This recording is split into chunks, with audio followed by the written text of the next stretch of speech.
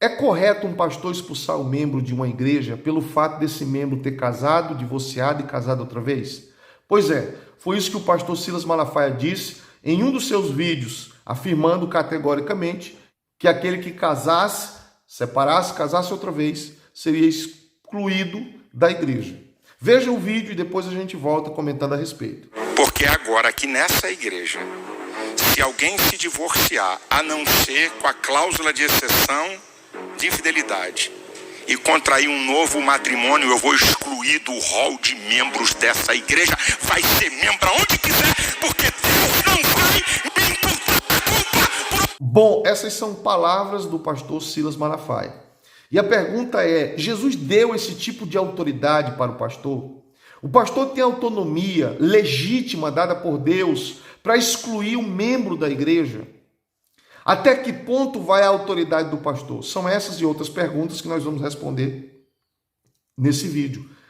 E desde já eu quero lhe pedir, se você ainda não faz parte do nosso canal, aproveita, se inscreve, ativa o sino das notificações e dá um like. Não é só o pastor Silas Malafaia que está com essa autoridade toda. Muitos outros pastores em vários lugares do Brasil e do mundo se acham na autoridade de dizer quem pode e quem não pode fazer parte da Igreja de Jesus Cristo. E afinal de contas, qual a base para isso? Que texto bíblico dá ao pastor esse direito de separar os fiéis dos infiéis, os santos dos profanos, o joio do trigo, o bode das ovelhas? Que texto dá autonomia para o pastor fazer isso? Será que Jesus respaldou essa atitude? Eu sei que alguns deles se baseiam em 1 Coríntios capítulo 5, que diz assim, no verso 13, mas Deus julga os que estão de fora, tirai, pois, dentre vós esse iníquo. Esse texto fala de um rapaz que estava dormindo com a mulher do seu pai. Não deixa bem claro se ela era a sua mãe ou se ela era a sua madrasta.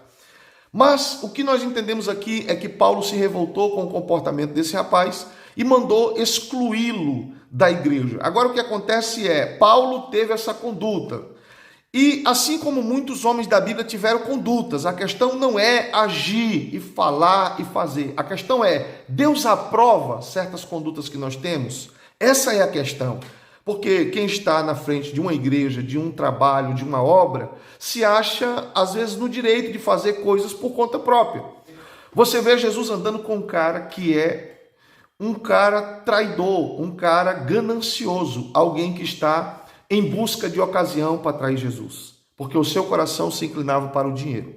E Jesus fala a respeito desse homem dizendo o seguinte, em Mateus capítulo 26, versículo 24, em verdade, o Filho do Homem vai como a cerca dele está escrito, mas ai daquele homem por quem o Filho do Homem é traído. Bom seria para esse homem se não houvera nascido. Vale bem ressaltar o seguinte, que Jesus sabia todos os passos de Judas. Jesus sabia que Judas iria traí-lo. E por que Jesus não excluiu dos 12 e continuou com ele ali? Aí você me diz, porque essa profecia teria que se cumprir, alguém trairia Jesus. Então quer dizer que para cumprir profecia, pode deixar as pessoas fazendo o que querem na igreja? E se não tiver profecia nenhuma, pode expulsar? Seria assim?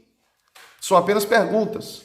A questão é que você não vai ver Jesus expulsando ninguém de dentro da igreja. Não há essa conduta em Jesus. O grande dia de separar o joio do trigo, o bode das ovelhas, vai chegar. Isso nós encontramos em Mateus capítulo 25, versículo 31 e 32, que diz assim, e quando o Filho do Homem vier, em sua glória, todos os santos anjos com ele, então se assentará no trono da sua glória, e todas as nações serão reunidas diante dele, e apartará uns dos outros, como o pastor aparta dos bodes as ovelhas. Ou seja, a igreja estará aí, e Jesus vai separar as ovelhas dos bodes, o joio do trigo, os que são dos que não são. Quem fará essa obra não são os pastores, os apóstolos, os bispos, os cardeais, seja quem for, não serão esses.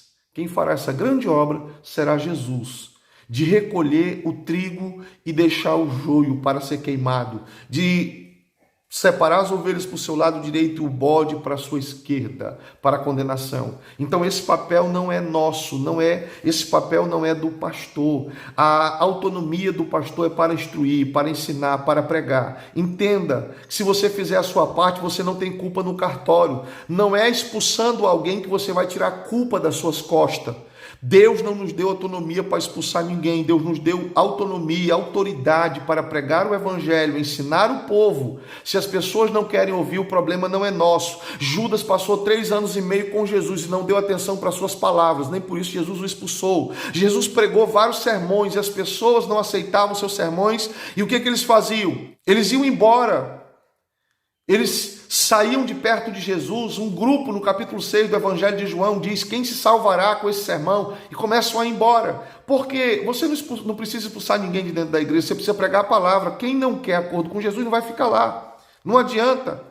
A Bíblia diz que o ímpio não prevalecerá na congregação do justo. Não é você quem expulsa. Se você prega a palavra, se você ensina, quem não quer acordo com a palavra vai procurar um ambiente que também não tem acordo com a palavra. Entenda, nós não precisamos nos posicionar dizendo que esse não pode participar e que aquele não pode participar. Primeiro, nós não morremos pela igreja. A igreja não é nossa. O que nos compete é ensinar o caminho da verdade.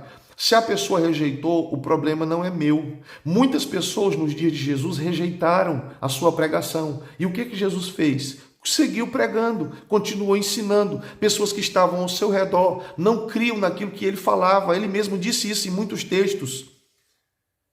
Mas o que acontece com muita gente? Elas preferem se posicionar como ditadores dentro da igreja. E às vezes a gente está pregando contra a ditadura que está acontecendo no Brasil. E agindo como ditador. Nós não temos autonomia para excluir alguém do corpo de Cristo. Não foi dado essa autoridade para o pastor. A autoridade do pastor é arrebanhar, é pregar, é ensinar, é mostrar o caminho da verdade. Quem não quer acordo com a verdade, o problema não é seu. Nós não temos poder de mudar ninguém e nem de coagir, constrangir as pessoas a mudarem. Nós propomos o evangelho, apresentamos ele numa proposta de vida melhor, de uma mudança radical do estado pecaminoso para um estado santo. Esse é o papel do pastor e da igreja.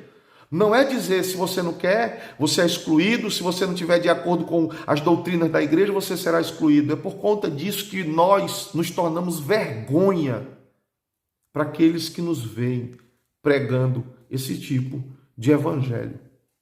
Nos tornamos a escória, a zombaria para o mundo, por exatamente ter esse tipo de conduta, a ponto de achar que nós somos pessoas dentro da quarta posição, que não é mais nem trindade, é quartidade, né?